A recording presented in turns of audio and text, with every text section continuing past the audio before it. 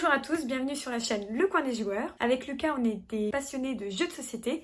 Donc si vous voulez en savoir plus, vous pouvez cliquer sur notre bonus les 5 jeux coquins et ainsi vous pourrez vous rapprocher de votre partenaire ou le rencontrer. Voilà, je n'en dis pas plus, vous pouvez cliquer sur le lien et sinon c'est parti pour découvrir une super interview. Donc bonjour à tous, bienvenue sur la chaîne Le Coin des Joueurs. Je vous présente Pierre. Bonjour, Je te laisse te présenter. Pierre, je suis musicien, chef d'orchestre et violoniste de formation. Et donc aujourd'hui, je suis professeur en conservatoire et puis donc chef d'orchestre. Je dirige également des orchestres, à la fois des orchestres amateurs et orchestres professionnels. Ok, et quel est le parcours? Comment tu as fait pour en arriver là? L'origine remonte très très loin, parce qu'en fait, ça remonte à quand j'étais petit, même quand j'avais 18 mois, où j'étais très souvent chez mes grands-parents et avec ma grand-mère, et qui était professeur de piano. Donc, du coup, je passais mon temps sur ses genoux à écouter les leçons de piano, et à tourner ses bagues. Je me souviens très bien encore. Et à tourner ses bagues, et donc à écouter les leçons de piano, puis à faire quelques notes de piano après. Et donc, après, m'a beaucoup chanté de chansons, et voilà, enfin, la graine de l'amour pour la musique était plantée très tôt. Et donc, après, j'ai commencé à 5 ans à apprendre le piano, pardon. Et puis un an après, j'ai appris le violon. J'ai commencé le violon à 6 ans. Après, donc, j'ai continué le violon. Après, jusque-là, c'était du plaisir. Donc, écouter les leçons de piano, débuter le piano, tout ça, c'était bien. Et après, c'était plutôt le labeur, où il fallait qu'on travaille le midi. Je travaillais 3 quarts d'heure tous les midis. Donc à l'âge de 7 ans, ouais, 8 ans, ça faisait beaucoup. Et en plus, on faisait plus d'1 heure le soir. Donc c'est-à-dire que on faisait beaucoup, beaucoup de musique. Et c'était vraiment pas drôle. C'était la vieille méthode. C'était à la baguette au sens propre. Donc là, ça a été une période pas très facile. Enfin, pas très facile, non, où j'appréciais pas du tout en fait la musique, sauf quelques moments où on jouait ensemble, où je jouais avec plusieurs, ou quand je jouais avec elle. Et là, c'était vraiment sympa. Parce qu'il y avait tout l'orchestre, enfin pas tout l'orchestre justement, mais toute l'harmonie, tout l'ensemble des accords qui étaient là. Et puis après, il y a un vieux monsieur qui nous a donné une flûte traversière. J'avais 10 ans. Et donc, j'ai commencé la flûte à l'école de musique. Et puis, au bout de 6 mois, le directeur m'a envoyé sur les rangs de l'harmonie, de l'orchestre. Et là, ça a été le coup de foudre pour l'orchestre. C'était la révélation. Et donc, j'ai pris beaucoup, beaucoup de plaisir à l'orchestre. Et donc, après, c'est là où j'ai vite voulu devenir musicien pro. J'ai continué, je suis allé au conservatoire. Donc, j'avais 14 ans en troisième. Et donc là, après, ben, alors j'ai appris plusieurs instruments. J'ai appris le violon, donc ouais, violon piano, j'avais commencé, le trombone, le tuba, la percussion, enfin, je sais plein d'instruments. Et puis au conservatoire, ben, je voulais faire, mon objectif c'était de faire tous mes prix, donc j'ai bossé comme un fou. Après, j'ai commencé très tôt la direction d'orchestre, à 15 ans. Donc, je m'inscrivais partout à tout ce que je pouvais, l'orchestre, l'écriture, la musique de chambre, le solfège, tout. Et puis voilà, j'ai beaucoup bossé. Et, euh, et puis après, bah, j'ai commencé à enseigner très tôt. Donc, à l'âge de 15 ans, oui, c'est ça, à l'âge de 15 ans, j'ai commencé à donner mes premiers cours de violon, donc, où j'ai repris en fait la classe historiquement, qui était la classe de ma grand-mère en fait. Ce qui est assez drôle. D'accord, entre-temps, il y avait eu d'autres profs, mais du coup, c'est moi qui l'ai récupéré. Donc, à 15 ans, j'ai commencé à enseigner et avec passion. J'adorais vraiment enseigner. Donc, j'avais beaucoup de passion, mais peu d'outils à cette époque-là. Et donc, j'ai enseigné très tôt. Et puis après, je suis rentré dans les écoles de musique. J'ai créé mes premiers orchestres. J'ai dirigé une école de musique. J'étais directeur très tôt aussi, à l'âge de 24 ans. À 24 ans, j'étais directeur. Et puis après, j'ai créé d'autres orchestres amateurs, des orchestres pro. Voilà. Et donc, quand j'étais directeur, et puis toutes ces années d'enseignement, en fait, ce qui m'a frustré beaucoup, c'était de voir l'investissement que moi je pouvais donner. Et puis, en face, le résultat que j'avais, où les élèves ne progressaient, à mon sens, pas assez vite. Et puis avec beaucoup d'arrêts, des enfants qui arrêtaient l'apprentissage. Donc, voilà, ça, c'était difficile pour moi. Et donc, j'ai toujours été en recherche de comment faire pour simplifier l'apprentissage, pour le rendre accessible, à la fois que ce soit l'apprentissage ou même la musique en concert, mais donc rendre accessible la musique, puis oui, faciliter l'apprentissage, le rendre le plus fun, le plus drôle, le plus sympa, le plus simple possible. Et c'est comme ça que j'en suis arrivé donc à créer mes jeux. Parce que moi, j'allais rebondir aussi sur le blog que tu as créé. Pour l'instant, j'ai pas de blog, j'ai pas créé de blog, j'ai créé juste la boutique en ligne que j'ai créée, voilà, avec les jeux que j'ai créés, oui. Du coup, les deux jeux. Donc ça, c'est le jeu de la bataille rythmique, voilà. Et l'autre jeu, c'est celui-là, c'est le Unot, c'est le jeu pour apprendre les notes. Mais voilà, il y en a un qui est vraiment dédié au rythme et l'autre à l'apprentissage des notes. Bah, est-ce que tu peux les déballer puis un peu nous expliquer comment y jouer? Oui, bien sûr. Alors, la bataille rythmique. Donc, le principe est simple. En fait, ce que je cherche dans mes jeux, c'est simplifier, mais simplifier également les règles. Donc, je suis reparti de jeux que, en général, tout le monde connaît. Donc, pour la bataille rythmique, bah, c'est le jeu de la bataille. Donc, c'est la carte la plus forte qui remporte le pli. Donc, voilà, c'est assez simple. Donc, dans le jeu, alors, il y a évidemment, je ne sais pas si on voit bien, mais les règles du jeu avec, il y a aussi un tableau avec, où on peut trouver toutes les durées des valeurs des cartes. Comme ça, si on ne connaît pas la musique, on peut jouer à la bataille rythmique. Donc, dans les cartes, dans le jeu de base, c'est les valeurs simples. Donc, il y a par exemple la ronde, la blanche, blanche pointée, pardon, blanche, noire, hop, la croche, la double croche. Voilà. Donc, pour ceux qui ne sont pas musiciens, en fait, ça, c'est des dessins et à chaque valeur rythmique, chaque dessin correspond à une durée. Pour faire simple, pour simplifier vraiment, on va dire, par exemple, la ronde, elle fait 4. Donc, on va dire 4 secondes, on va dire 4 temps. Puis la noire, voilà, comme ça, la noire, elle fait un temps. Donc, si un pli, on a la ronde et la noire, et ben c'est donc la ronde qui remporte le pli, puisqu'elle fait 4 temps et l'autre un temps.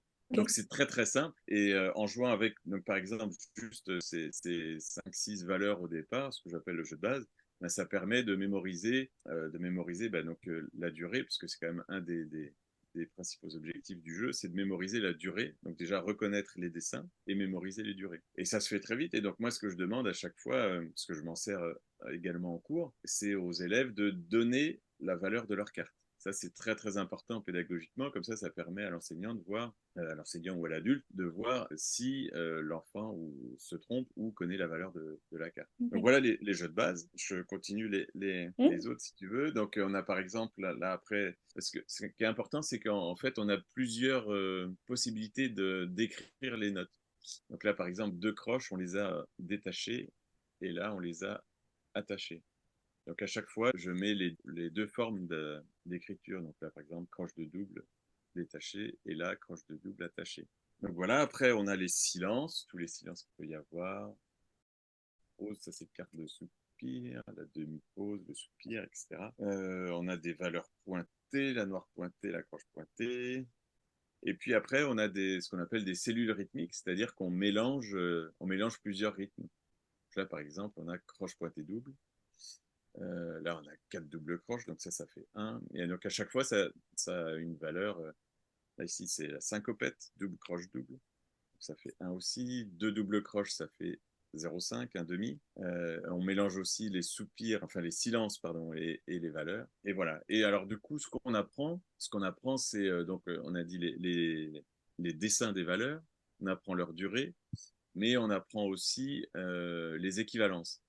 Et ça, c'est très important. C'est-à-dire qu'on peut voir que, par exemple, quand on a une noire et deux croches, donc les deux valent 1, et ce qui permet de... Donc il y a bataille, et donc on sait qu'une noire, ça fait deux croches.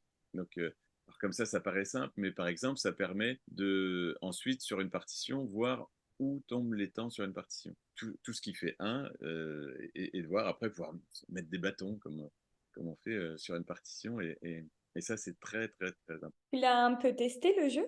Oui, alors ça fait plusieurs années maintenant qu'il est sorti. Je l'avais testé avant de l'imprimer, de le faire imprimer avec des prototypes.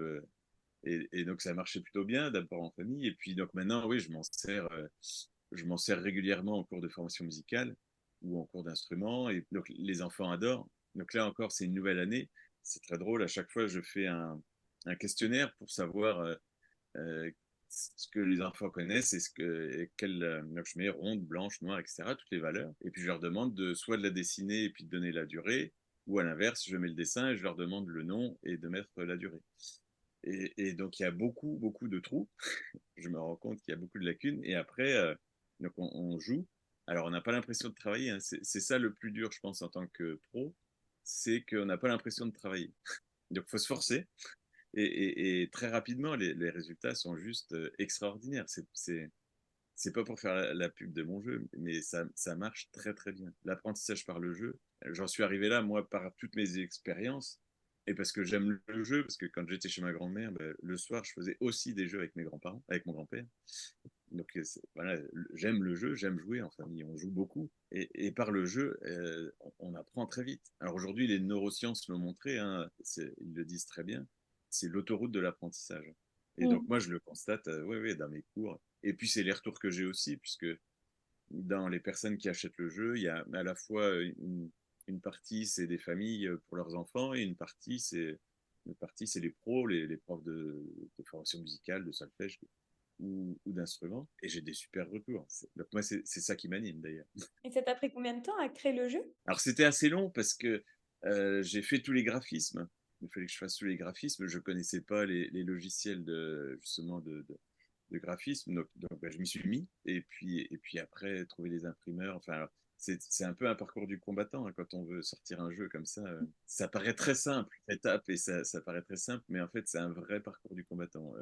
C'est très long. C'est très long. Et donc, oui, en durée, je pense que ça a dû me prendre entre vraiment tout le début où j'ai commencé à poser je pense au moins 3 ans. Et quelles sont les difficultés que tu as rencontrées en tant que créateur de jeu? Alors, bah, c'est ça, déjà le graphisme, dessiner les valeurs, les cartes soient cohérentes entre elles et que enfin, que ce soit vraiment comme dans les partitions. Et puis après, il y a des choses administratives très, très basiques, mais je sais pas, comme mettre les codes barres. Après, trouver un imprimeur qui soit, donc tous mes jeux, moi, sont imprimés en France, donc que je trouve un imprimeur qui à la fois n'est pas un coût énorme parce que ça puisse se vendre derrière, sinon ça sert à rien. Mais en même temps, pour moi, c'était important que ce soit fait en France. Donc voilà, par exemple, ouais, ça c'était une des difficultés de trouver un imprimeur. Mais au bout de 3 ans, tu l'as trouvé. Oui, oui, ouais, ouais, je l'ai trouvé. Et puis alors après, l'autre difficulté, c'est tout simplement d'avoir acheter un stock de jeux. Parce Mm. que plus on en achète, bah, plus le prix de revient au jeu est diminué. Mais en même temps, on fait en fonction de ses finances. Donc, je pouvais pas non plus acheter un stock énorme.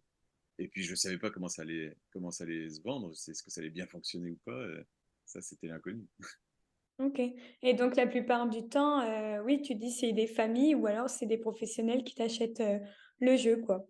En fait, ça peut être tout le monde, quoi. Ouais, voilà, c'est ça. Alors, ça peut être des parents ou des grands-parents pour donc leurs enfants ou petits-enfants. Alors, moi, celui-là, le jeu de la bataille rythmique, j'ai mis à partir de 5 ans. Il y en a même j'ai eu des retours d'une mère qui jouait avec son enfant de 3 ans. Alors, oui, tiens, il y a une autre carte que j'ai oublié de présenter. C'est la carte reprise et puis la carte point d'orgue, voilà, pour mettre un peu de fun. Donc, oui, ça peut être les familles, voilà, qui veulent jouer, juste faire une initiation à la musique à leurs enfants ou petits-enfants. Et puis l'autre moitié, c'est des pros qui s'en servent en cours, parce que ça fonctionne. Est-ce que tu peux présenter du coup le deuxième jeu que tu as fait? Alors l'autre jeu, c'est le Unote, donc c'est le Uno, mais en version note. Bah, la même chose, le but c'était de prendre des règles que les gens allaient connaître et qui sont simples en tout cas. Donc, alors avec tout le temps les règles du jeu aussi dans le jeu, et puis un tableau qui récapitule toutes les hauteurs de notes. Et donc là, la règle de base, c'est de mettre la note qui est immédiatement au-dessus ou en dessous de la note posée. Donc par exemple, si c'est un Do, eh ben, on peut mettre soit un Ré, qui est la note au-dessus, soit un Si, qui est la note en dessous. Voilà, et donc pour commencer, pour ceux qui ne connaissent pas du tout la musique, et pour connaître l'ordonnance des notes, alors j'ai fait les notes d'abord en lettres, Do, Ré, Mi, voilà, en syllabes, et également avec l'écriture anglo-saxonne, donc Mi c'est E, là c'est D, c'est Ré, etc. Donc oui, on peut jouer avec les deux, apprendre les deux. Et donc déjà avec ces cartes-là, on peut apprendre ce qu'on appelle l'ordonnance des notes. Et ça va beaucoup aider après à la lecture de notes, donc de connaître de façon réflexe tout de suite quelle est la note juste après ou juste avant. Voilà, après donc des cartes avec la portée et puis les notes. Alors il y en a une au-dessus, une en dessous. Donc on lit juste au-dessus. En fait, celle d'en dessous, c'est pour la personne qui est en face, pour que ce soit, parce que les cartes sont pas plates, pour que ce soit lisible. Sinon, à l'envers, c'est compliqué. Donc voilà, on a plein de cartes avec les dessins de notes normales. Donc moi, juste pour information, je commence par exemple juste avec celle-là, là, les cartes avec les lettres en syllabes, et le sol et le do, juste deux notes. Comme ça, l'apprenant, il peut tout de suite mémoriser juste deux hauteurs assez distinctes qui vont être des notes repères, et après, on pourra déduire les autres. Et on en ajoute après au fur et à mesure de plus en plus de notes. Il y a des cartes altération, donc le bémol, le bécard et le dièse. Et donc ça, c'est juste pour indiquer un sens. Donc avec le dièse, on peut jouer la carte au-dessus, mais on peut plus jouer la carte en dessous. Donc c'est pour que le joueur s'imprègne que le dièse monte. Avec le bémol, on peut jouer que la carte en dessous. Donc là, pour s'imprégner que le bémol descend. Et le bécard, lui, ben, il annule le bémol et le dièse comme dans la musique. Donc voilà. Et puis après, ben, hop, là, il y a des notes aussi avec ce qu'on appelle des lignes supplémentaires, donc en dessous de la portée ou au-dessus de la portée. Et puis il y a trois cartes actions pour mettre du piment. Alors il y a celle-là, c'est donner une carte. Donc on donne une carte de son jeu à un autre joueur. Celle-là, c'est échange de jeu. Donc bah, on échange de jeu avec qui on veut. Et celle-là, c'est tout le monde joue en même temps. Et donc le but, c'est de se dépêcher à trouver le nom de la note, que le plus rapide, on va dire principalement pédagogique, c'est pour mettre du fun dans le jeu, mais aussi pédagogique, parce que du coup, il faut se dépêcher à chercher quelle est la note qui est posée. Et donc tout le monde cherche en même temps. Du coup, c'est le deuxième jeu que tu as créé à la suite du premier. Voilà, c'est ça. Celui-là, il est sorti, ça doit faire une année, ça fait pas longtemps. Tu as mis 1 an pour créer le deuxième jeu. Oui, bah oui, parce que je connaissais mieux le logiciel, donc ça a été plus facile pour moi. Tu connaissais le logiciel, tu connaissais qui Oui. contacter pour imprimer le jeu, donc tout a été Voilà, c'est ça. plus facile et plus rapide. Exactement, toutes les formalités, c'était quand même beaucoup plus simple. Ah oui, c'est pas facile de devenir créateur de jeux. Non, c'est sûr. Alors après, on se pose la question, est-ce qu'on se fait éditer, est-ce qu'on fait en auto-édition? Enfin, voilà, il y a plein de choses, plein de questions. Il y a plein de créateurs de jeux de société, au début, ils s'auto-éditent, entre guillemets, parce que justement, ils n'arrivent pas à trouver d'éditeurs. Parce qu'en fait, les éditeurs, ils sont chargés comme des mulets, parce que Ouais. ils ont tellement de monde et il y a tellement de monde qui font de demandes pour que eux soient édités que c'est compliqué. Donc, il y en a, je sais, qui passent par l'auto-édition. Malheureusement, ben, tu vas pas avoir énormément de pubs et tu vas pas vendre en quantité. Par contre, si tu arrives à avoir un éditeur, bah là, tu vas vendre en quantité, tu vas avoir une énorme pub, entre guillemets.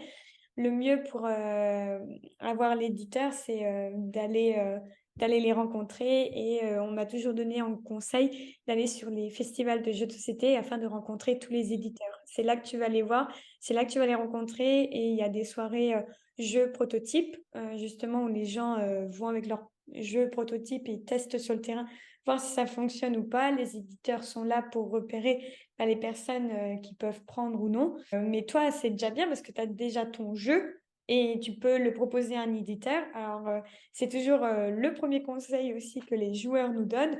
Il faut pas avoir peur de la critique et que si ils critiquent et qu'ils voient pas les mêmes choses de la même manière que toi, il faut le prendre en compte parce que ça veut dire qu'il est intéressé par ton jeu et il est prêt à le remodeler entre guillemets pour que ça fonctionne encore plus pour eux. À Mizukara, j'avais rencontré un éditeur qui était intéressé pour le distribuer, et puis ça s'est pas fait sur le moment. Mm. Donc et puis après il y a eu le Covid, après j'ai rappelé, mais c'est dommage parce que c'était le directeur d'une des deux plus grosses maisons d'édition en France de partition. Et après je l'ai relancé, mais j'ai pas eu de retour. Et pareil, le deuxième jeu que tu as présenté, il est aussi accessible à tout le monde, autant aux familles, aux grands-parents, parents, que enfants Oui, et pour ceux qui veulent apprendre la musique. ouais, ouais, c'est ça. Donc il y a toujours les règles du jeu, il y a toujours les tableaux avec un récapitulatif de toutes les notes et tous les dessins. Donc n'importe qui peut aller voir, peut aller voir quelle note. Même un prof de musique qui veut apprendre la musique à l'école, au collège ou autre, peut utiliser ton Ouais, jeu ouais, ouais, je n'ai qu'elle. quelques-uns, j'en ai quelques-uns. Les règles sont un peu plus difficiles, donc là, j'avais mis à partir de 6 ans. Tu l'as fait tester à des personnes et tu as eu des bons retours? Oui, alors celui-là, j'ai pas encore eu pas beaucoup de retours parce que je l'ai mis, ouais, ça fait une petite année que je l'avais commercialisé et en fait, je j'ai pas fait de pub du tout. J'en ai pas vendu beaucoup et je l'ai même pas encore proposé à ceux qui avaient acheté le premier jeu. Donc là, il va falloir que je fasse quelque chose. Bah, ça dépend de ton objectif. Si ton objectif, si tu as une priorité ailleurs, bah, tu vas la faire et puis tu fais ça secondairement. Ou est-ce que c'est vraiment ta priorité? Bah, enfin, j'ai plein de choses en même temps, donc Bah, ouais, c'est ça. c'est un peu ma problématique. Là, j'ai un gros projet avec la Fabrique Opéra pour faire un opéra en 2025. Et je travaille aussi, je le fais développer ces deux jeux-là en numérique. Tous ceux qui achètent le jeu auront un accès pendant un an à la version numérique. Voilà, donc ça c'est aussi un peu de travail pour échanger avec les développeurs. Ça prend un peu de temps parce que on parle pas tout à fait le même langage. Et en version numérique, on peut, comment ça se passe? C'est on télécharge ou il faut payer pour l'avoir en version numérique ou? Alors ce sera une version, une page web en fait. On ira sur une page web et puis après on pourra jouer, pareil, alors pas pareil parce qu'on pourra jouer tout seul. Là tout seul c'est pas évident. Qu'en numérique, on peut jouer tout seul, on pourra jouer aussi en réseau. Il y aura aussi la possibilité de jouer en réseau. Et juste qu'on sache à peu près le prix, que ce soit en numérique ou que ce soit en physique. Alors, le prix en physique, c'est 24 euros, frais de port compris, pour le premier jeu. Et après, le deuxième jeu est à 10 euros. Et puis, pour la version numérique, je n'ai pas encore réfléchi. Ouais, parce que c'est en train de se construire. Et le 10 euros, c'est avec les frais compris. Voilà, c'est ça. À partir du moment où dans la commande, il y a eu un premier jeu à 24 euros, le deuxième jeu est à 10 euros. Mais c'est possible d'acheter que le deuxième jeu, si on est intéressé plus par le deuxième. Par exemple, si tu veux acheter la bataille, c'est un jeu. Si c'est un jeu, c'est 24 euros. Que ce soit la bataille ou le Unot, c'est pas, peu importe. Si tu veux acheter un deuxième jeu de bataille, ce sera 24 plus 10. Et puis 3, plus 10, Ah, etc. d'accord. Ok. Et si c'est le Unot, c'est 24. Et puis si tu veux ajouter un autre Unot plus 10 ou un. Du coup, comme j'ai un blog Le Coin des joueurs, je me rappelle l'année dernière, on m'avait dit ah, mais c'est super simple, tu as juste à créer un jeu et tu le vends et tu vas faire fortune. Ah Sauf oui. qu'en fait, je me rends compte que vendre des jeux de société, c'est compliqué et tout le processus pour y arriver. Et Mhm. surtout qu'il y en a, l'interview que j'ai fait de Jules Messot, qui a été nominé As d'or en 2023 avec le jeu Acropolis, lui, il me disait, alors je sais plus si c'était lui ou un autre qui disait qu'il touchait 50 centimes par boîte. Ah C'est oui. rien du tout. Et donc, c'est pour ça que sur ma chaîne, le but, c'est de montrer ça aussi, de montrer qu'il y a quand même un problème entre l'argent et les jeux de société, où je trouve que les créateurs de jeux et même tous les professionnels dans les jeux de société ne sont pas assez rémunérés dû au travail qu'ils font. Alors du coup, c'est une vraie problématique parce que, alors soit tu achètes, oui, tu vas acheter une quantité astronomique de jeux et donc tu peux les vendre moins cher, soit tu en achètes quelques-uns, t'en fais imprimer quelques-uns, mais du coup, forcément, le prix de revient, tu es obligé de mettre un prix plus cher si tu veux gagner un petit peu d'argent dessus. C'est sûr, c'est compliqué. Alors après, si tu te fais éditer, voilà, tu arrives à des gagnes quasiment rien par des jeux, c'est pas juste, enfin, et puis là, c'est pas juste un jeu, c'est vraiment, moi, c'est 30 ans de pédagogie, 30 ans de pédagogie, de recherche de comment améliorer le process pour que les élèves apprennent plus vite. Enfin, c'est pas juste un divertissement, quoi. C'est vraiment un outil pédagogique et qui peut faire au final gagner de l'argent parce que quand tu apprends plus vite, tu fais de l'économie et de temps et d'argent. Et tu donnes le sourire en même temps. Exactement. Et les gens partagent ensemble. C'est beaucoup de bénéfices là, et d'avantages. J'avais interviewé récemment, c'était Quentin Lamran, qui est ludopédagogue, et que eux, en Belgique, ils ont créé une école où, en fait, on apprend par le jeu. Et donc, il disait, bah, si on prend le jeu King Domino, bah, le but, ça va être d'apprendre les mathématiques, entre guillemets. Mais il dit, c'est pas les mathématiques au sens 3 plus 3 ça fait 6. Il dit, bah voilà, tu as ton château, tu dois construire autour, donc il faut que tu aies la logique, l'anticipation, etc. Il dit, au final, tu travailles plein de choses sans t'en rendre compte et l'enfant va améliorer ses compétences. Et donc, je retrouve tout à fait ça avec tes jeux en musique. Le jeu que tu as expliqué, il a l'air simple, mais heureusement qu'il y a les règles parce que je pense qu'il suffit de les lire pour les comprendre et pour apprendre aux autres. Moi, j'ai toujours, je voulais quelque chose de simple. Dès que c'est complexe, ça met ça met de la friction et ça va moins vite et ça met plus de temps. Donc, il y en a qui vont abandonner. Parce que le but, c'est que les gens ils reçoivent le jeu et qu'ils jouent tout de suite avec, quoi. Et tout ça, donc ça a démarré il y a 3 ans où tu as créé un site et que tu as vendu le jeu ou c'est très récent que tu as créé le site et qu'on peut acheter les jeux sur J'ai d'abord créé le jeu, créer un site internet, ça se fait pas comme ça. Et donc c'est un peu de temps derrière d'investissement, de mise en place et tout ça. Je reviens parce que tu disais, donc là, d'apprendre les maths par le jeu.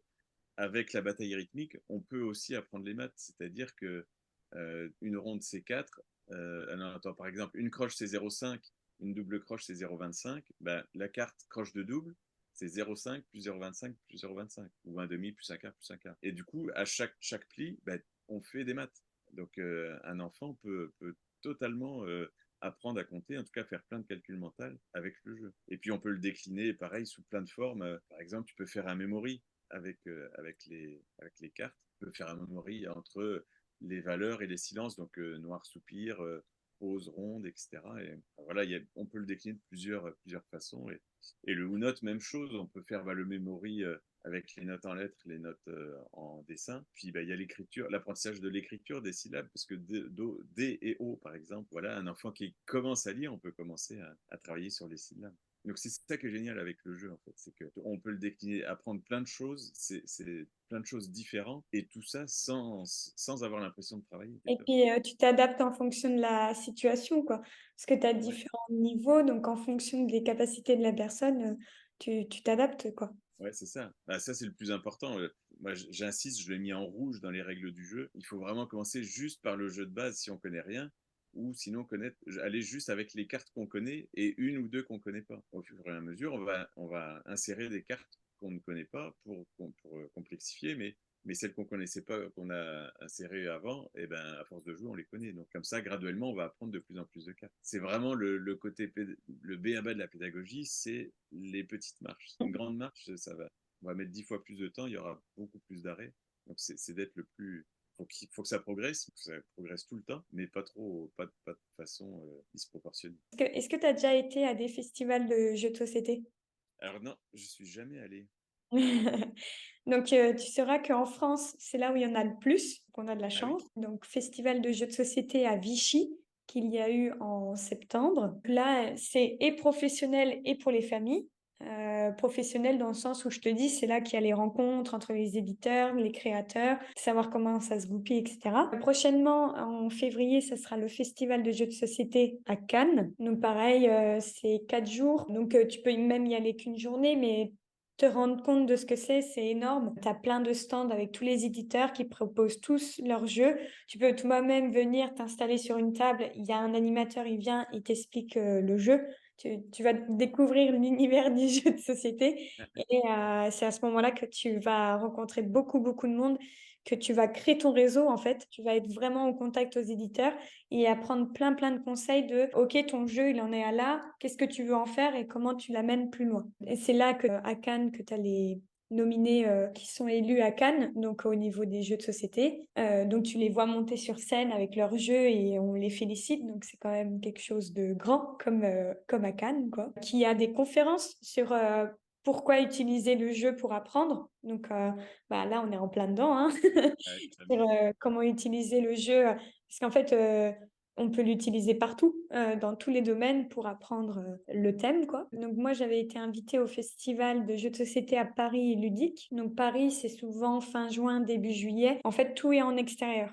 T'as plein de tentes et encore une fois, t'as encore pas mal d'éditeurs. Donc moi, c'est ceux-là que j'ai fait. Vichy, j'ai pas eu le temps de le faire. Je sais qu'il y en a un qui est sur Toulouse. Et celui qui est connu, c'est à Parthenay et que c'est la période de juillet-août. Je sais plus les dates exactes, mais voilà. En tout cas, il y a plein de festivals de jeux de société qui réunissent les professionnels pour les rencontres. Et maintenant, ça pousse comme des champignons. Il y a plein de petits festivals de jeux de société tout partout. J'ai découvert qu'il y en avait à Épinal. qui commence à être gros et même, autour de chez moi et autour de Lyon et à Valence et à Cruas, voilà. Moi, j'ai l'impression que ça pousse comme des champignons et qu'à la fin, on va se terminer à avoir plein de festivals de jeux de société, pratiquement dans les grosses villes. Voilà, pareil, les bars à jeux de société, c'est là où aussi Oui, tu rencontres du monde et forcément, tu peux tomber sur des créateurs de jeux et que tu enchaînes la conversation. La bibliothèque sur Autun, elle fait aussi ludothèque en même, enfin, elle vend des jeux de société aussi. Et donc, j'ai appris qu'ils sont partis à Vichy. Donc, en fait, je sais que pour l'année prochaine, bah voilà, je vais voir avec eux pour essayer de covoiturer et partir ensemble. Voilà, ça commence à prendre de l'ampleur, à grossir. Pourquoi tu as utilisé le jeu pour la musique? c'est l'historique qui fait ça déjà parce que, donc, comme je te disais, je jouais beaucoup tous les jours avec mon grand-père quand j'étais petit, quand j'avais entre 7 ouais, 6, 7, 8, 9, 10 ans, on jouait tous les jours, tous les soirs. Et donc, j'aimais jouer. C'était vraiment une partie de plaisir. Et donc, on a conservé ça, nous aussi, en famille, on joue beaucoup. Donc, j'aime le jeu. Et l'autre chose, c'est que comme je cherchais à trouver des moyens pour mes élèves le plus efficace et de rendre accessible l'apprentissage, de simplifier, bah, de par l'expérience que j'ai eue et les constats que j'ai faits, ce qui fonctionne le mieux, c'est le jeu. Et donc c'est comme ça, je me suis dit, bah, je saurais plus te dire exactement comment est venue l'idée de la bataille rythmique, mais c'est par cette réflexion constante où souvent les profs d'instruments se plaignent, les élèves, ils savent pas, ils connaissent pas leur solfège, ils connaissent pas les noms de notes, ils connaissent pas le rythme, etc. Et donc si, c'est que j'ai croisé deux choses, c'est que je me suis dit, il faut simplifier, la pédagogie, c'est ça, c'est simplifier, aller au plus simple. Et donc d'abord, bah, connaître les durées. Je me souviens par contre très bien que le premier jour où j'ai montré le prototype à un ami musicien, c'était en vacances. Voilà, j'ai encore cette image-là. Et qu'il l'avait compris ou il t'a dit: «Oh là là, vaut mieux pas que tu partes là-dessus, vaut mieux que tu partes là-dessus». Ah, si, si, oui, oui, bah, il trouvait ça bien, mais Tu continues à jouer, en ce moment ou pas du tout? ah si, on joue tout le temps en famille, que ce soit avec ma femme ou avec mes filles, 16 et 18 ans aujourd'hui, on joue tout le temps. Et elles réclament de jouer aussi. Et quel est, ton type de jeu de société et bah, quel est ton jeu du moment? Alors, je crois que celui auquel on a le plus joué, ça doit être Carcassonne. Alors, celui-là, on y a joué avec ma femme, mais c'était tous les soirs, on jouait au Carcassonne. Celui-là, et puis les Dames chinoises, les deux jeux auxquels on a le plus joué. Bah, il y a plein de nouveautés, bah, je sais pas si tu les connais les jeux qu'il y a derrière moi. Non, C'est que des nouveautés et bah, justement quand tu iras sur les festivals, tu vas rencontrer que des nouveautés. Tu vois le petit jeu That's Not a Hat, c'est un jeu qui a été nominé aussi à d'or au Festival de Cannes en 2023. Il a été nominé jeu d'ambiance. Enfin voilà, c'est plein d'accord. de petits jeux où le but c'est de mémoriser. Là, ça travaille la mémoire. Ah oui, Voilà. Et en fait, je suis toujours impressionnée par les jeux, par les prototypes et que les créateurs arrivent toujours à amener une nouvelle mécanique de jeu. C'est impressionnant parce qu'on pense qu'on a fait le tour, mais non, il y a ouais, ouais, quand même ouais, de il la y a toujours. nouveauté qui arrive. Du coup, quels sont les conseils que tu donnerais pour bah, des créateurs de jeux? Le premier conseil, ce serait d'être patient, de pas se dire, je vais créer un jeu vite fait en 2 minutes et puis je vais devenir et faire fortune un mois plus tard. Alors peut-être que ça arrive, mais je pense que c'est pas la majorité des cas. Donc la première, c'est d'être patient.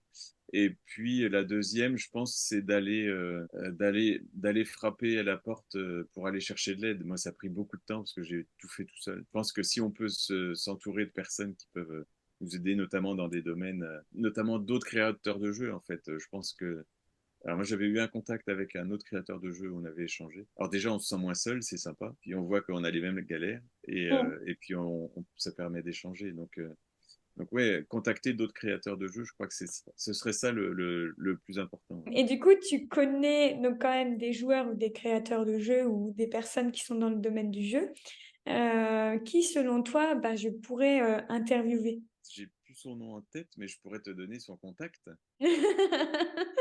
Je sais pas si tu voulais partager une dernière chose. Non, bah, ce que j'espère, c'est que les jeux puissent aller rentrer dans les écoles, parce que c'est quand même un outil formidable, un outil d'apprentissage formidable qui aujourd'hui le jeu est mal vu en France. Enfin, il est mal vu.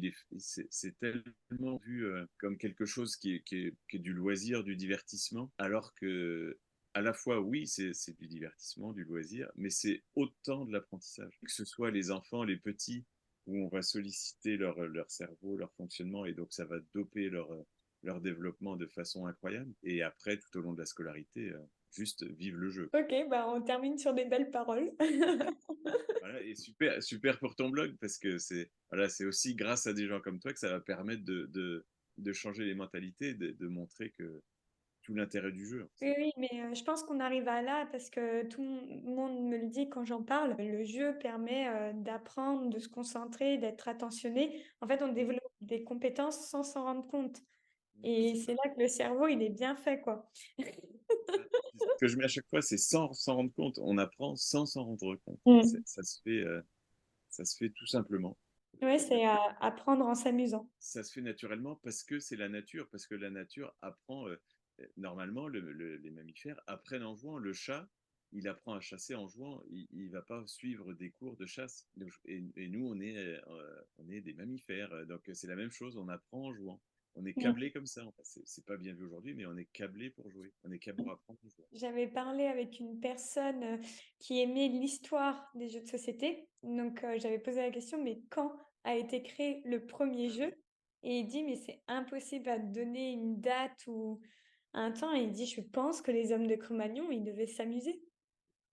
Mm. Que ça a toujours été dans la nature humaine de vouloir partager quelque chose ensemble, parce qu'on est des êtres sociaux, donc on a besoin Exactement. d'échanger et de partager. Et donc, oui, c'est une bonne manière de voir les choses, d'apprendre en s'amusant et d'avancer. Aujourd'hui, on voit bien, de toute façon, les jeux vidéo en réseau, ça fonctionne très bien, mais parce qu'ils sont ensemble et parce que c'est du jeu. Donc, ils vont nourrir leurs besoins avec ça. Mais du coup, c'est pour ça que ça marche aussi bien. Mais on Mm. pourrait l'avoir, le développer à côté en physique. C'est tellement mieux encore quand on peut jouer ensemble. Ça, je suis persuadée que ça Ah bah évolue oui. parce qu'il y a beaucoup d'associations qui se développent sur des associations de jeux de société où les gens se réunissent, découvrent le jeu, partagent un moment ensemble et repartent chez eux. Les ludothèques où voilà, les gens y viennent, découvrent des jeux, partagent le jeu, ils peuvent même louer des jeux, donc les amener chez eux et les ramener. Et dans les bibliothèques aussi, maintenant je vois de plus en plus de bibliothèques où il y a beaucoup de livres et il commence à y avoir une partie jeux de société. Le truc que je vois évoluer de plus en plus, c'est les bars à jeux de société. Alors ça aussi, ça Ah pousse oui. comme des champignons. Mais c'est tellement, mais c'est top. Mais ça paraît tellement évident en plus. Enfin, quand on est dedans comme ça, là, je me dis, mais parce que être au bar au lieu de juste être au bar autour de la table et boire une bière, bah tu joues et c'est tellement plus sympa. Non, mais ça m'étonne pas que ça se développe, ça c'est sûr. Il faut juste ouvrir les yeux et ouvrir les oreilles et savoir ce qui se passe parce que même dans notre ville, bah, on ne le sait pas forcément. Et il faut chercher et ou proposer et on va trouver. Parce que Ah à oui, Nancy, je me rappelle, il y avait un bar à jeux de société et maintenant il commence à en avoir trois. Donc dans les grosses villes, je sais que voilà, ça se développe beaucoup. Mais même dans les petites villes, il faut chercher soit sur Internet ou être à l'écoute des habitants, à savoir est-ce qu'il y a quelque chose. J'ai su très tard qu'il y avait une ludothèque, mais juste à côté de chez moi. oui. Mais voilà, il faut chercher et puis on Chercher, trouve ouais. et voilà. Mm. Ah ouais, mais c'est sûr, ça va se développer. Et je pense encore plus là, depuis l'histoire du Covid, les gens ont besoin de se retrouver. Oui, Donc, oui, oui. Il y a eu beaucoup de ventes de jeux de société durant la période Covid parce qu'en fait, les personnes se sont retrouvées entre elles et au lieu de se taper dessus, bah, ils ont commencé à ressortir les jeux de société et là, ça a été un développement au niveau des jeux de société, surtout modernes. Et donc, les gens achètent de plus en plus de jeux et découvrent les nouveaux jeux, quoi. Ok, super. Bah, merci beaucoup pour ce partage. eh ben, je t'en prie, merci à toi. Ouais, bah, je vais mettre le lien sous cette vidéo du lien internet pour que les gens puissent commander tes jeux s'ils le Ouais, souhaitent. Ok, super. Merci. Bah, bon courage à toi. ouais, bah merci à toi aussi, puis au plaisir de se rencontrer une nouvelle Ouais, fois. à nouveau. Salut. Bye bye, salut.